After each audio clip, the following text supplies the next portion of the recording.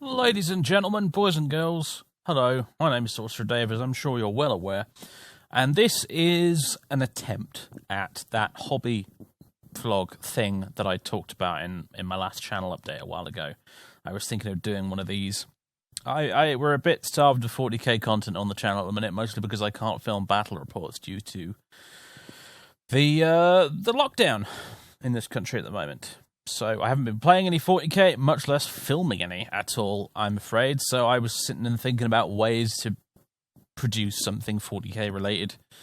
And this is one of them. I thought I would just talk about what I've been doing hobby-wise, as in, you know, doing the painting and building and that sort of side of things, as opposed to the actual gaming side of things. And ultimately, for me personally, the painting and building and coming up with a narrative and stuff is probably a good, 80% of the hobby for me anyway.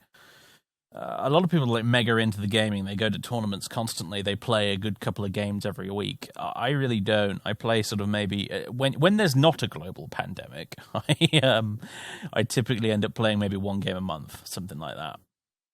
I don't actually play very often. I spend far more time painting and making things and writing things. That's most of what it comes down to for me. So I thought I'd share some of the stuff that's been going on in that department in this video, in case anybody was really interested in what I've been doing. I have an Instagram, which is pretty much exclusively wargaming miniature photos. That's all I put on there, really. Maybe you'll remember. Hopefully, I'll remember to put a link to that in the description. But yeah, if you want to see more stuff like this, you can go and check on my Instagram, because I post little hobby updates and stuff on there. But there's some more in-depth kind of video format here, which I'm going to try out and see if anyone really cares or wants to see what's going on. So I thought about filming this with my camera in the studio. The back room, really. Studio makes it sound so much more professional than it actually is. In the back room with models on the table. But I sort of decided I'd feel a bit silly doing that. And I figured what I'd do instead is use my nice high-quality microphone here and show you some nice high-resolution pictures on the screen while I'm talking, which hopefully I've remembered to edit in correctly. Well, we'll see.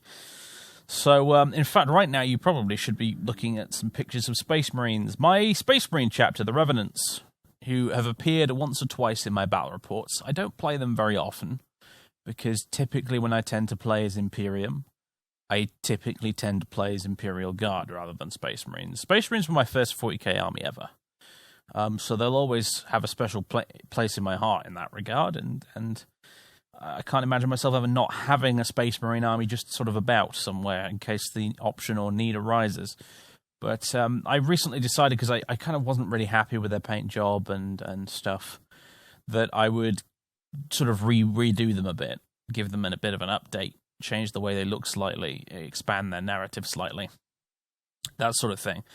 And the pictures you're looking at are the results of some of that. It's been my main project over the lockdown period has been actually working on these guys, because Games Workshop obviously closed, all their stores closed, their online store closed, so you couldn't get any more stuff. So I was forced, the horror, but I was forced to work with the kits that I'd already bought and had stockpiled away in the cupboard of shame, which, as it turned out, was quite a few Space Marine bits. And I decided I could repaint a lot of the Space Marine stuff I already had assembled. And so I did. And you're seeing the results of it right now. The Revenants are, for a long time, they were a successor chapter of nobody in particular.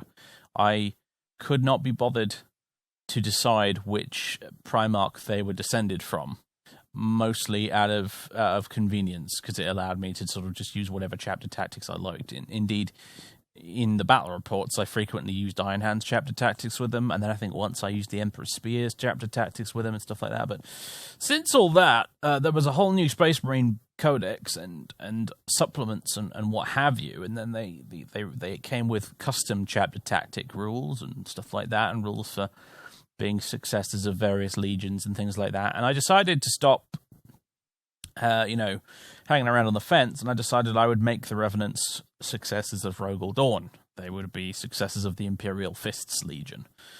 And since I had a bunch of sort of Imperial Fist and Black Templar bits lying around anyway, because at the very start of 8th edition I was thinking of collecting a Black Templars army, which did not get very far, because I discovered that painting black is actually more difficult than it looks. But anyway, I decided to repurpose a lot of that to give these guys an update. So, as you can see, the paint scheme's changed a bit. There's a lot more yellow on there, which is hopefully to indicate the fact that they are Imperial Fist successes. In fact, the paint scheme with having one yellow gauntlet and a yellow shoulder pad and stuff is actually based on a paint scheme I found in one of the Horus Heresy Black books. It's the colour scheme that the Imperial Fist's Legion had before the Horus Heresy during the unification wars on Terra, when the Emperor was going around unifying Earth, basically, ready to go out on his great crusade into the cosmos.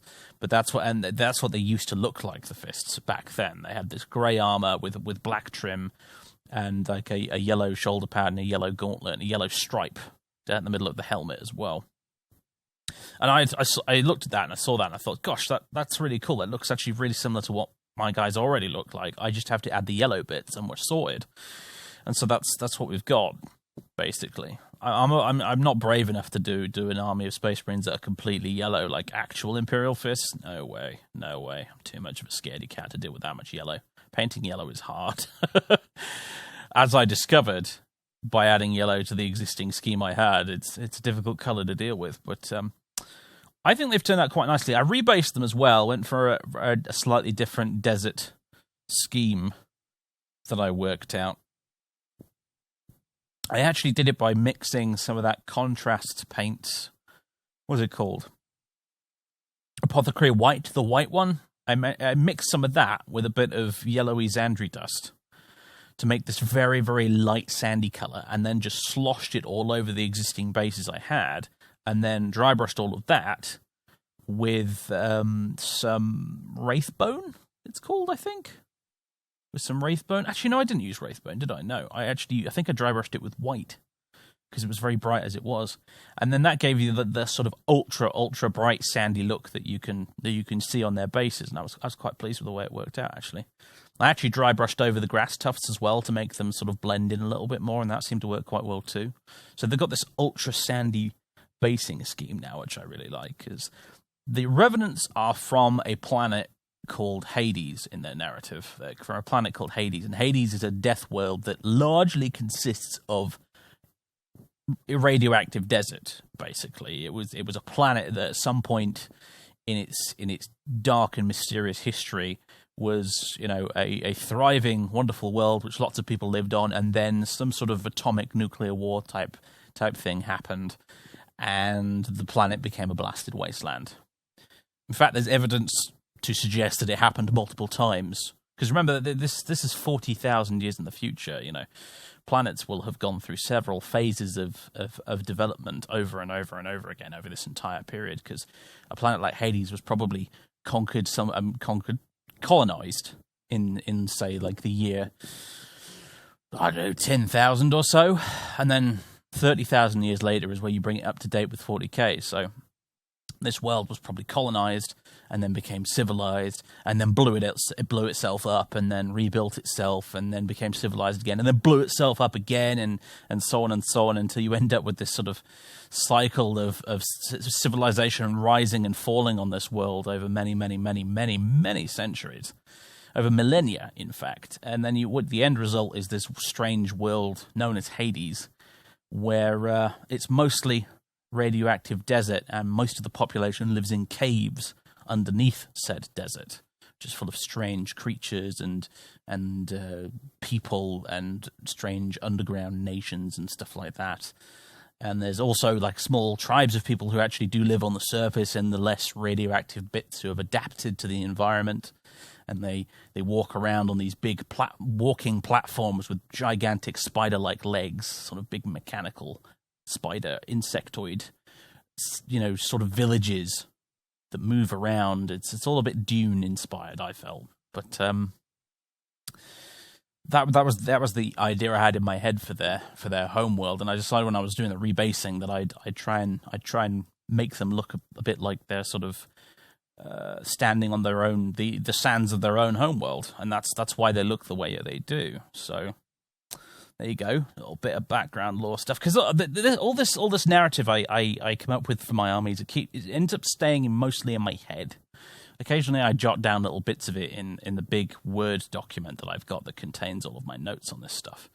But usually it only comes out on here, either as part of a narrative battle report, or if I end up doing a storytime video. And I will work on more of those, because I do get requests for them, but the problem with those is they take it's such a long time to make. Like the last one, the Word Bearers one I did, it took like a good 3 months to write all of the stuff for that. Probably a bit longer, actually. I was working on it for a very long time. So as you can imagine, it's I can't make them very frequently, those videos, because it just takes ages to write stuff. I'm a very slow writer. I've never been a quick writer. I'm a really, really slow one. I write out a chapter, and then I end up going back and redoing it again, and then editing it again until I'm happy with it. And I do it for ages, and until I'm finally, roughly speaking, happy with it, and then I move on to the next bit. And basically, I write really slowly, so that's why those videos don't come out very often. So in this hobby vlog thing here, I can explain some of this stuff to you a bit off the cuff, without having to put a lot of work into it, essentially, is the idea. So there you go. There's the Revenants. There should be a picture on the screen at some point. There must have been, because I'll probably cycle through them while I'm talking. I also did a Leviathan dreadnought as well, a Leviathan siege dreadnought, which is one of my favourite models I've done so far. I actually got it off eBay. It was rescued from eBay. It had this horrendous green paint job on it that someone had done, and it looked horrific. It was this very expensive Forge World model that someone had slapped a just terrible paint job on there, which I don't think they'd even finished doing. Like, it was half painted.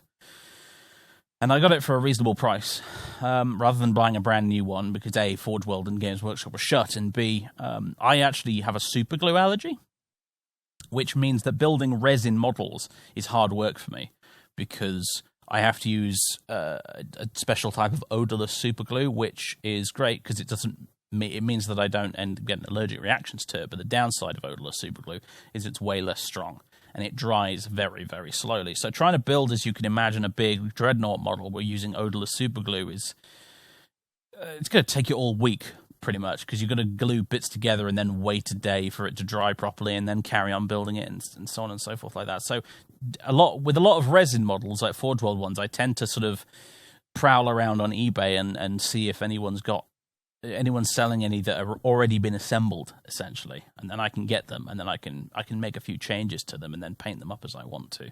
And that's what I did with the Leviathan dreadnought. And I'm very pleased with it. It's got the big C. I didn't have any say in the weapons, and the weapons on it aren't magnetized because I didn't build it. Obviously, I did add bits to it. Having said that, a lot of the shiny bling and gubbins you see on it, like the Aquila on the middle and the burning torches on the back of him and stuff like that, and all the purity seals and the little banner between his legs and stuff like that, I added all of that stuff. He was very bare bones when I got him, and he wasn't really based properly either. I made a new base for him as well. And I'm very happy with it, though, on the whole. It's kind of a bit of the centerpiece of the army, really. This ancient relic dreadnought, the last of its kind, that only ever gets brought out to fight on the orders of the chapter master himself. And it's pretty awesome. I'd love to get him into a battle report one of these days when I can actually film battle reports again. It'd be good fun. But he's got the siege drill. He's got the Ground Flux Bombard, I think it's called, which is like a black hole gun, which is just crazy stuff. And he has got the siege drill, which I'm glad about because I think the siege drill is marvelous. A lot of people run Leviathan dreadnoughts with 2 ranged guns, and I find that a bit boring because at that point he's basically just a gun turret on legs. But I like my dreadnoughts to be able to punch things, so he's got the big drill on his other arm, so he can run up and drill his way through a tank or something awesome like that. So there you go. Very pleased with that. Got a bunch of other stuff done too. A Terminator Captain is one of the things I did. I got a bunch of extra Terminators done. I did a new metal old school 2nd edition captain, as well as a couple of lieutenants to go with him, because I'm trying to sort of build out a command staff at the moment for multiple companies of the chapter at the moment. I've got the chapter master, old Captain Joseph Garridon, who I don't know if I've got a picture of here anywhere. Hopefully I've managed to rustle one up, but if not, he's the guy with the big hammer and the storm shield who battered one of Alfarius's Lord Discordance, I think, in the Alfarius battle report I had. I've decided he's been promoted to Chapter Master now, because he's probably one of my favourite models, and I figured, you know what, fine. He can be the Chapter Master now. So I will use the Chapter Master rules for him whenever I do play him in a battle. But aside from him now, I've started working on multiple companies of the chapter, each with their captain, their chaplain, their 2 lieutenants, and so on and so on. So that's kind of interesting and fun. Lots and lots of characters. Lots of characters to get through and do. As well as company champions. I think I've got a picture of one of them somewhere lying around here. He's got a big 2-handed sword. It's the really old, like, 2nd edition Black Templar Emperor's Champion model, basically. I had one of those lying around and decided to turn him into a company champion, so... Anyway, yeah, there's so much else to say about these guys at the moment. I think there should be a big wide group shot to show you all of the ones I've done so far. There's much more left to do, though. I've got a couple of tanks, a whole bunch more regular Marines, a whole bunch more Primaris Marines I need to get sorted out as well. You'll notice some of them actually don't have their decals applied. I've been using some spare Sisters of Battle transfers, actually, that I had lying around to do the chapter logo for these guys, which you will have seen on some of their shoulders, although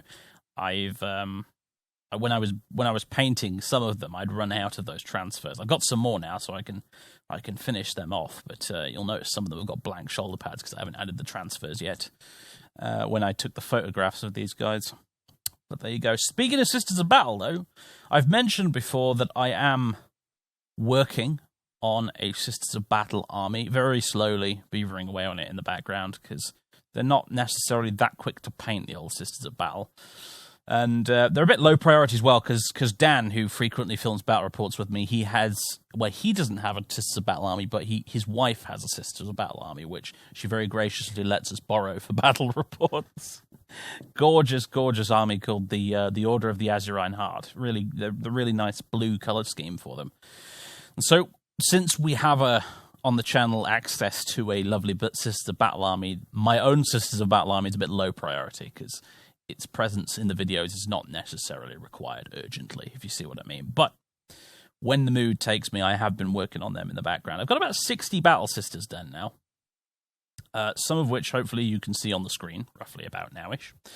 About 60 Battle Sisters done now. They might come in power armor, the old battle nuns, but they are a bit of a horde army, actually. You can get a lot of them on the table, and that's kind of how I want to run them. Loads and loads and loads of sister squads.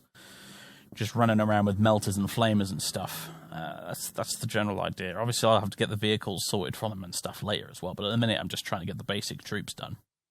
Which, as I said, you can see some pictures of right now. Now, the Sisters of Battle are interesting if you're not that familiar with them in 40k lore, and that wouldn't surprise me because the Sisters of Battle lore is a bit neglected in 40k. It's not like the Horus Heresy or stuff like that where people know lots about it.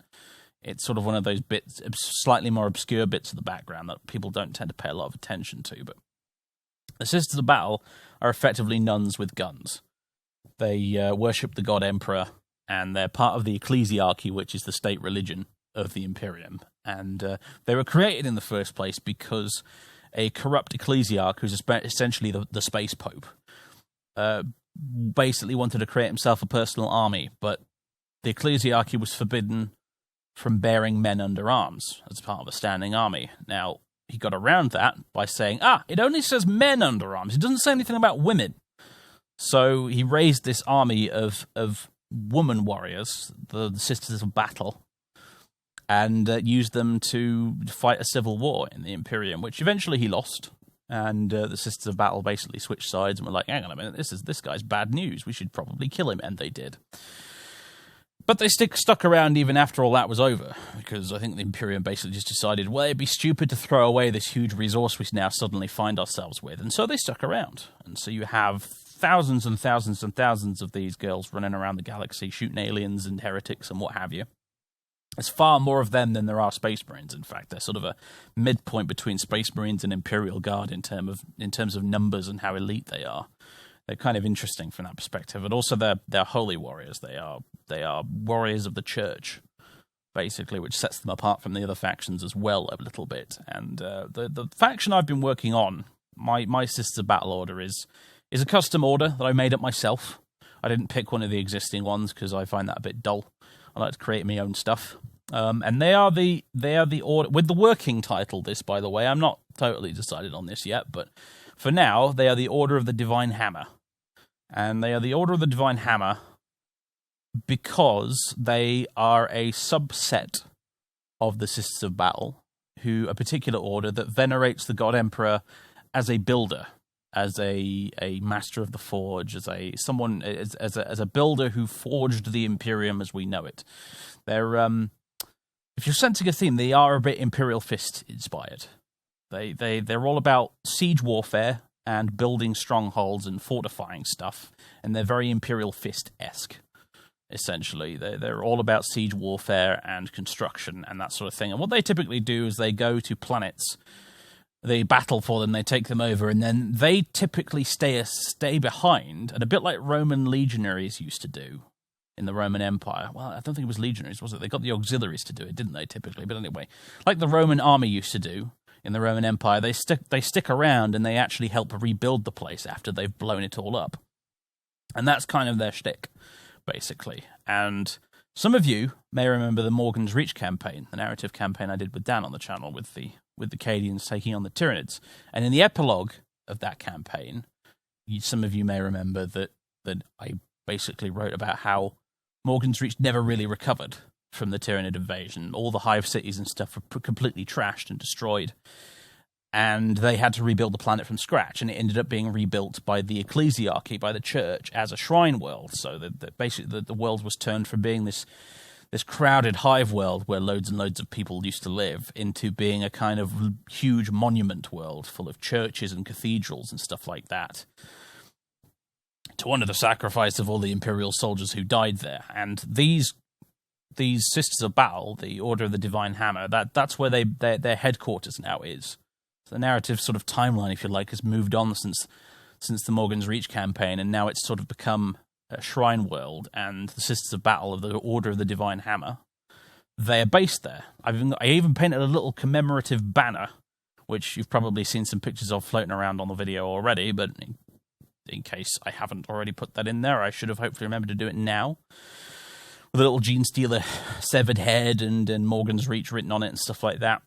But that's these guys, or these girls' backstory, essentially. They call their home the place where we fought that previous campaign, so it's all part of that unfolding narrative I've tried to do with the 40k stuff on my channel, basically. That's their whole backstory, such as it is at the moment. I don't really have much more to say than that, because I kind of come up with this stuff as I'm making and building them, really. I kind of, sometimes a bolt of inspiration strikes me and I just think, that's not a bad idea, and I start doing little conversions to reflect what I've just thought of. So, but that's them. They're slowly coming together in the background. As I said, I've got about 60 Battle Sisters done now. I'm working on a couple of priests and a canoness at the moment, but I haven't been able to do much more, but mainly because I didn't have a big stockpile of Sisters of Battle stuff when the lockdown started. I was hoisted by my own petard, you see, because I decided that I was going to be very sensible when it came to collecting Sisters of Battle. I wasn't going to go out and buy like hundreds of pounds worth of model kits all at once and then have most of them end up just sitting gathering dust in the cupboard. I decided, no, I would buy one box at a time, build them, paint them, then buy another box and do it that way, which is far cheaper in the long run. And I thought, yeah, that's a very sensible and good way to do things. And it is a very sensible and good way to do things, except for when a global pandemic starts and all the shops shut.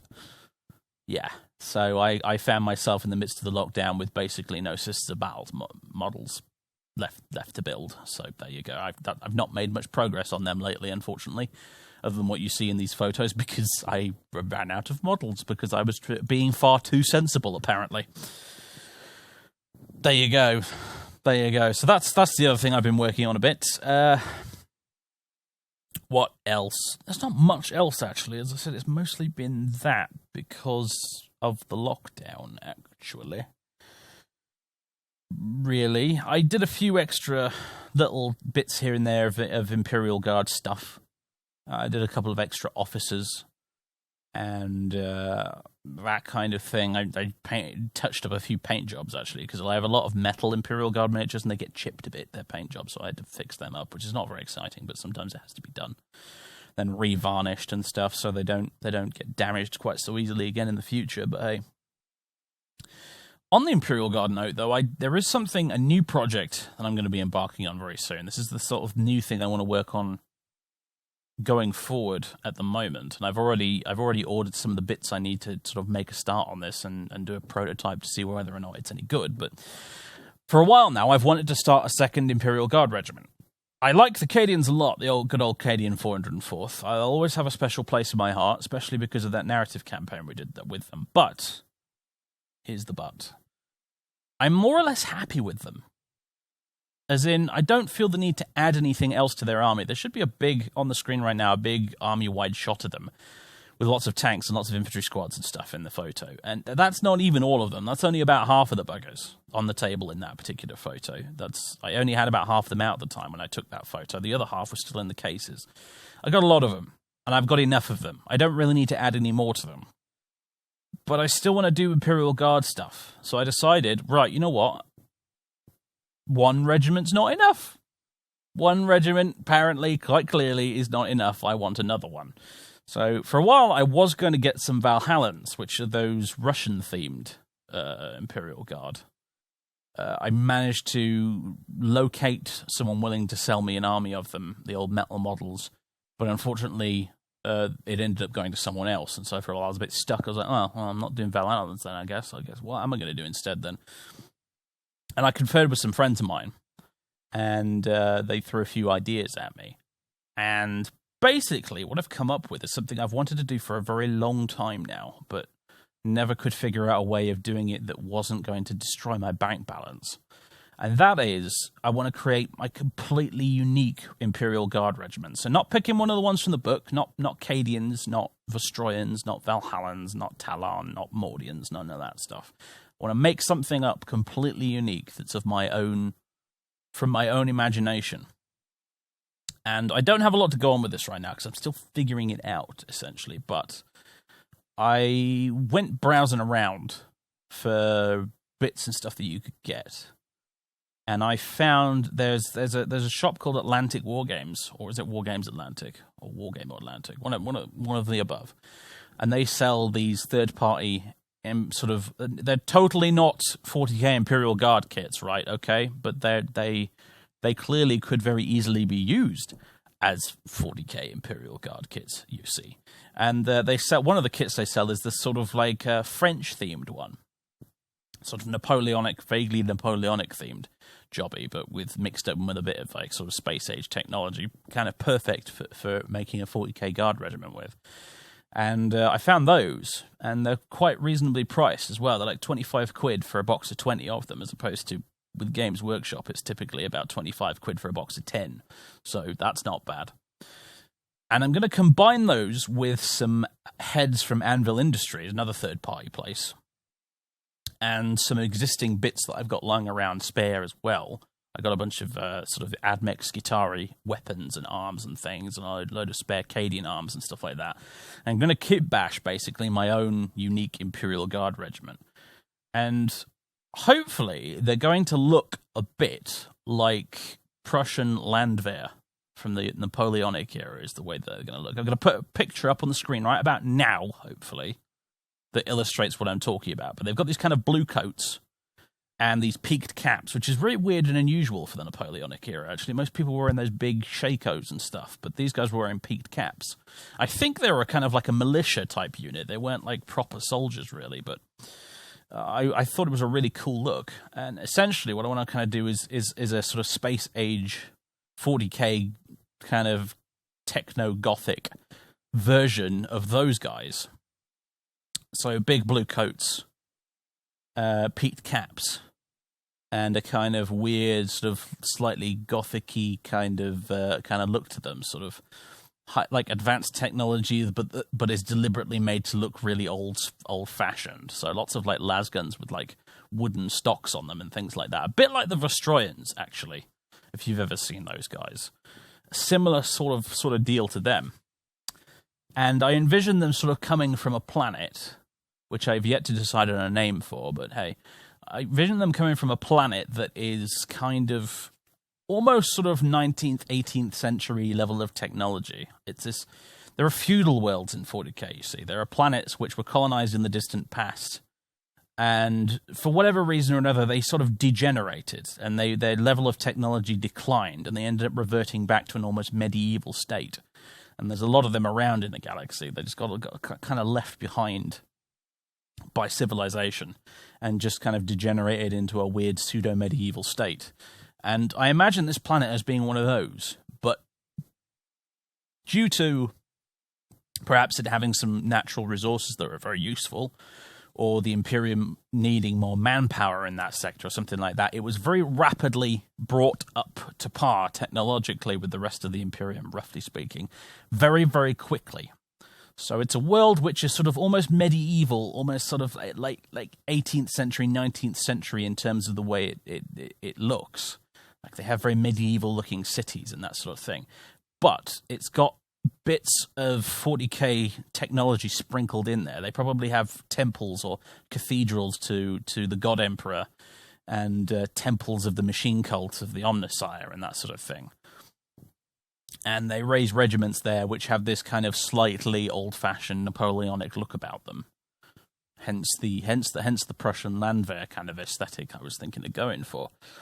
And that's essentially what I want to go for. It's a very dark, weird planet, very inspired by sort of like what can I think of it? Like the Empire in old Warhammer Fantasy, almost like that. Very dark and Germanic and Gothic and very grim, essentially. A bit Grimm's fairy tales. A bit like the continent in The Witcher as well. Actually, if you've ever played The Witcher, a bit grimdark. A bit sort of like really exaggeratedly nasty Gothic medieval kind of environment, and that essentially is where I envision them coming from. That's this world that they come from, and again, I still need to think of a name for the regiment and a name for the planet and all that sort of thing. But I really like the idea. I really fancy the idea of creating a whole planet and an Imperial Guard regiment that comes from it, with their own uniforms and their own style of doing things. That's not based on one of the existing regiments that Games Workshop created, is essentially the idea, and that's my thing I'm working on at the minute, or I'm going to be working on as soon as the bits for it arrive anyway. So if people enjoyed this hobby vlog and they want to see more in the future, I will continue to update you on the progress of that and see what people think, because I'm quite excited to get going with it, actually. I'm quite excited. Ever since I read Gaunt's Ghosts back in the day, the Dan Abnett Gaunt's Ghost novels, I always wanted to kind of invent my own regiment of Imperial Guard. But it was always too expensive to do so, because you'd have to buy a ton of really expensive third-party bits to make it work. But nowadays, it's much less expensive, especially if you use, bits like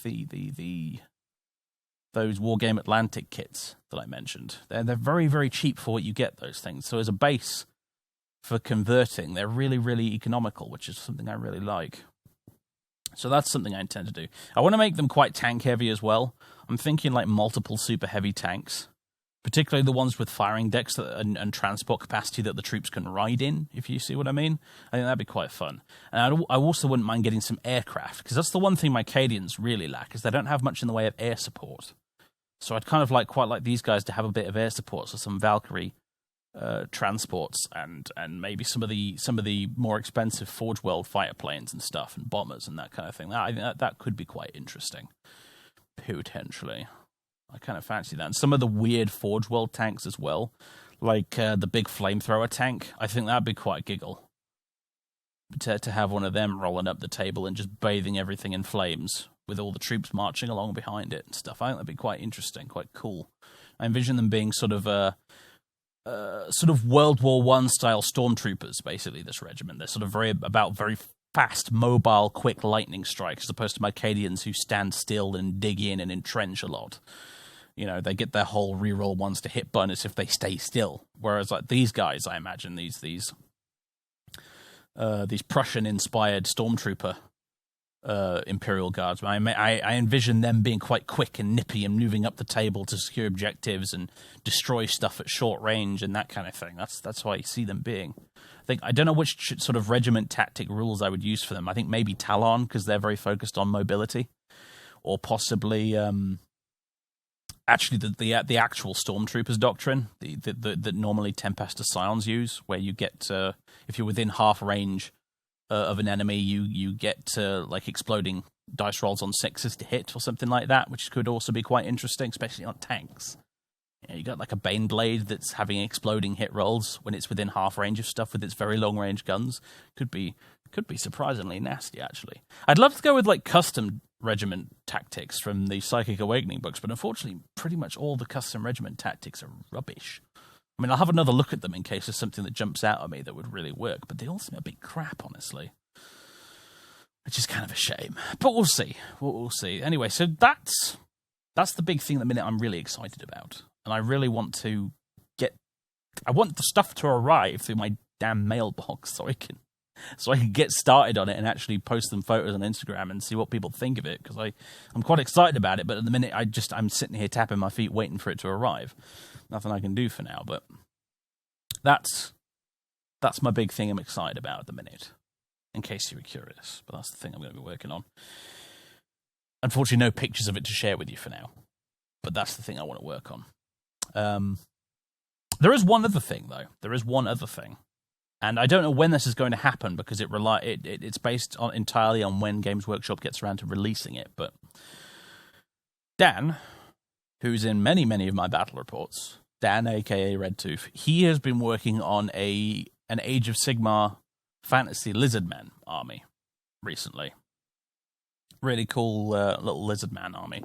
Very different to the standard fantasy lizardmen, actually, as well. He's gone for sort of like very brown, dinosaurish coloured paint scheme for them. It's really interesting. But he's been working on them, and basically we decided that it would be quite fun to do some Age of Sigmar. Whether that's filmed as a battle report or not, I don't know. But we'd like to do some Age of Sigmar. Now, recently, Games Workshop have been previewing a lot their new range of elves for Age of Sigmar. Their new Lumineth, I think they're called. They're a bit inspired by the old high elves from old fantasy, but at the same time are quite different. And it's the fact that they're quite different from the old high elves, which is what attracts me to them, because unpopular opinion, Tom, I never really cared for high elves in old fantasy, didn't like them very much at all.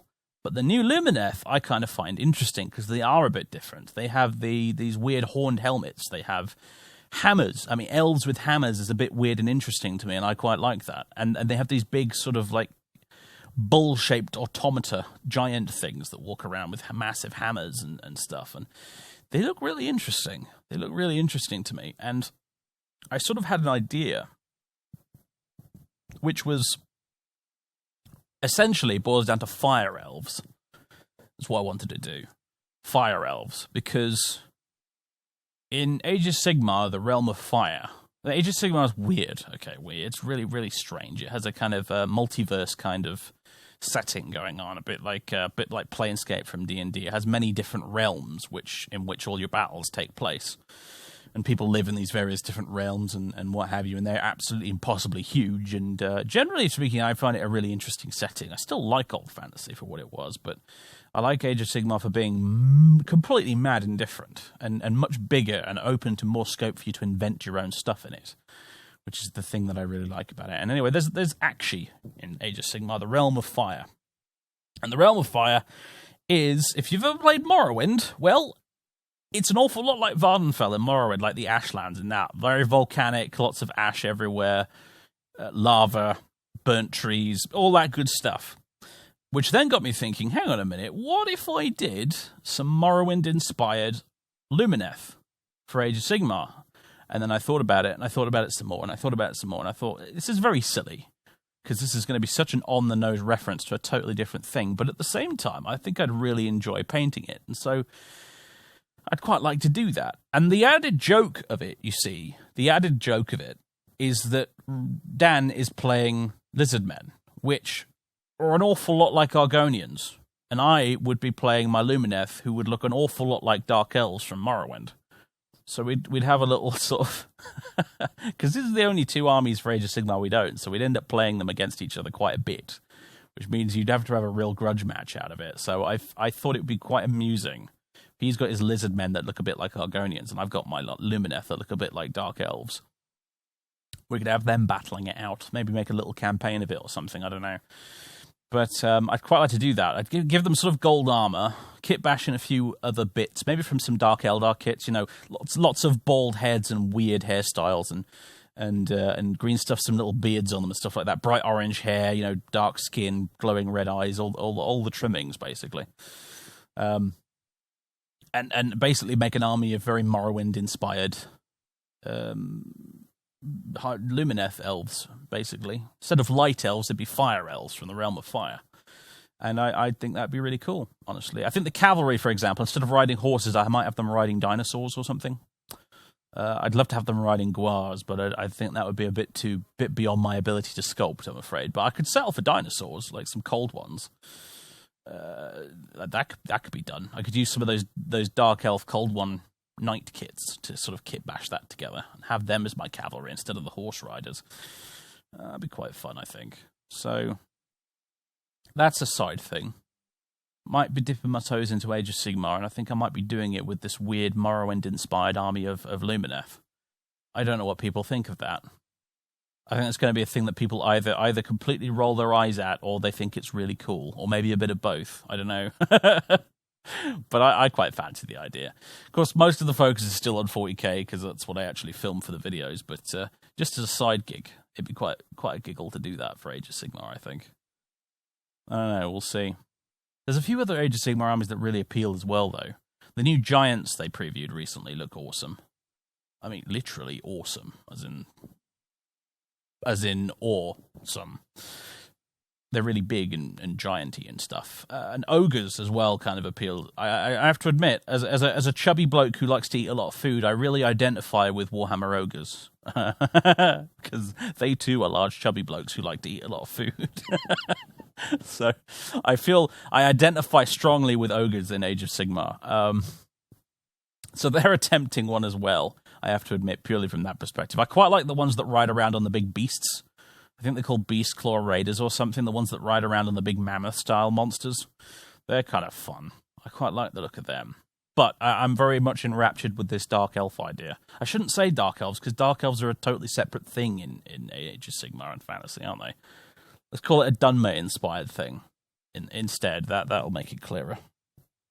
But anyway, I've talked now for a good 40 minutes or so. My throat's getting very dry and I need to stop. And you're probably sick of listening to me and or looking at these pictures. But hey, I hope you enjoyed this little hobby vlog / podcasty thing where I talk about what my Warhammer happenings are at the moment in the background. Unfortunately, I don't have news on any battle reports coming anytime soon. I still have a couple of campaign reports from a new narrative campaign that I was working on with Dan right before the lockdown hit. And now we haven't been able to film any more. And I don't want to release it until I've got most of the entire thing filmed, and I know that I can release the videos quite regularly for you guys to watch, instead of doing it like once every 2 months like we did with the last campaign. I didn't like that. I wasn't a big fan of that approach. So I'm not releasing those until we've managed to get some more of it filmed after the lockdown's over. And I don't know when that's going to be, but when the rules are a bit more relaxed and we feel safe enough to actually start filming a bit again, that's when I might start releasing those. But anyway, in the meantime, I'm afraid I don't have any other battle reports available for you. I have had a weird idea, and it's just an idea, and I don't know how feasible it really is, but I recently got myself a copy of Platoon Forward, which is a set of wargaming rules for doing solo games. Yeah, so basically playing toy soldiers with myself, which feels a bit sad. I can't get over the fact that it feels a bit sad. However, I've read through the rules for Platoon Forward, and they actually look kind of interesting. Because the big problem with playing a war game solo, and probably plenty of people do, by the way. I'm joking a bit, really, when I say it's a bit sad, because plenty of people do. Plenty of people play chess by themselves, you know. It's totally a thing. And especially during the middle of lockdown, it's even more of a thing. But it's an interesting rule set because it's just sort of generic rules that can be adapted to fit various kinds of wargaming systems. It's primarily written for World War II style wargaming, but I had a little look at it and I thought to myself, that could be very easily adapted to fit Imperial Guard in 40k. Very, very easily adapted to fit that. And that got me thinking, maybe it's worth a go. Maybe I should experiment with that and see if it's worth a go. Because the way Platoon Forward works is it sort of assumes that you're playing by yourself. And therefore what it does is it introduces a whole set of rules that are designed to remove the boring thing about playing by yourself, which is the fact that you always know what's going to happen when you're playing against yourself, because you can always outsmart yourself and outdeploy yourself. You're always going to win, and you pretty much know what's going to happen every turn. So what Platoon Forward does is it tries to remove that by injecting as many weird random elements into the game as possible. Like it randomly, via dice roll, determines what enemy units you're facing, what mission you're doing, what happens during the mission by introducing a whole event system. As well as it's very character focused, as in you generate personalities and backgrounds for each of your squad leaders. Because the idea is it's based around sort of platoon level play. So talking about 3 or 4 infantry squads of Imperial Guard with some support weapons and an officer. That's kind of effectively what you're talking about. Very small scale. And each of the squad leaders has their own kind of thing going on, and that impacts what happens during the game and how they react to different situations. And it's sort of like a weird blend between a standard game of 40k and something a bit more RPG focused, with lots and lots of random elements injected in there to boot as well. And it looks kind of intriguing and kind of interesting. And because I don't know how long this lockdown's going to last for, how long it's going to be until I can actually film battle reports with other humans again. So I've been looking at it and thinking to myself, this might be a way to get some entertainment out there of the 40k variety that people might find amusing to watch. But I don't know. I still haven't decided yet. I'm looking through the rules, and I'm still trying to adapt it in my head for how it could work for 40k and whether or not it's feasible to actually bloody film. Because, as I said, there's a part of me that can't get over the fact that I would not only be playing with myself, but I would be playing with myself on camera. Ooh, matron. But yeah, I haven't decided yet whether I'm brave enough to actually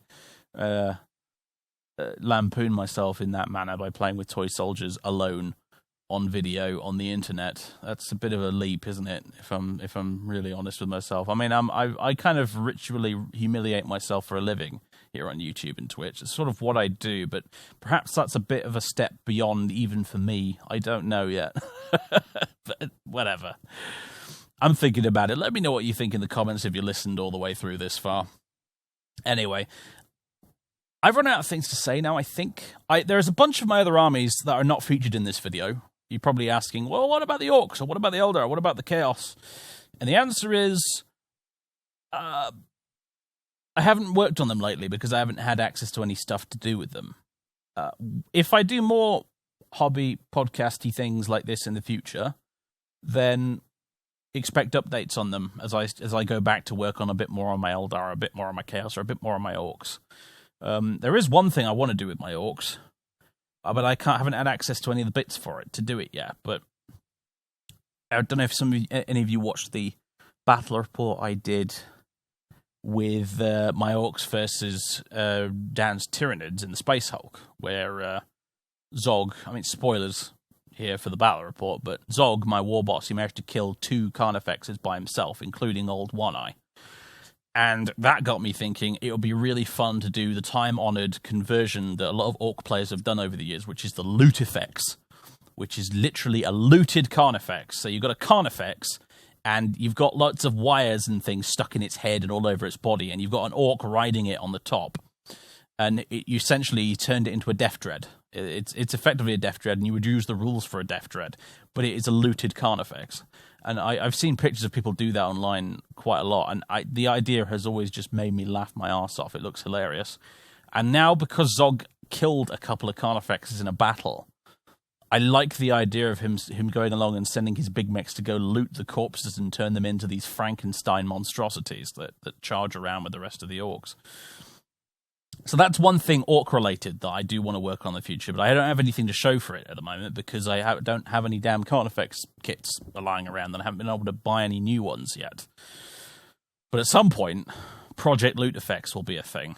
And if I decide this blog thing was a terrible mistake and never do it again, you will at least be able to see some of them on Instagram when I post them on there at some point. But yeah, so there you go. And as for the other armies, yeah, I will in the future potentially update you on them as and when I do stuff for them. So there you go. That's it. That's it. 50 minutes. 50 minutes of me talking about toy soldiers. Have I no shame? Have I no shame? Is anyone going to watch this? I don't know. I don't bloody know, but if you sat all the way through this thing, possibly with me on in the background while you were doing something else, I think that's the sane way to do this. If you were actually sat there staring at the screen for 50 minutes, then what are you doing with your life, honestly? I mean, good for you, I guess, but that's not what I would have done.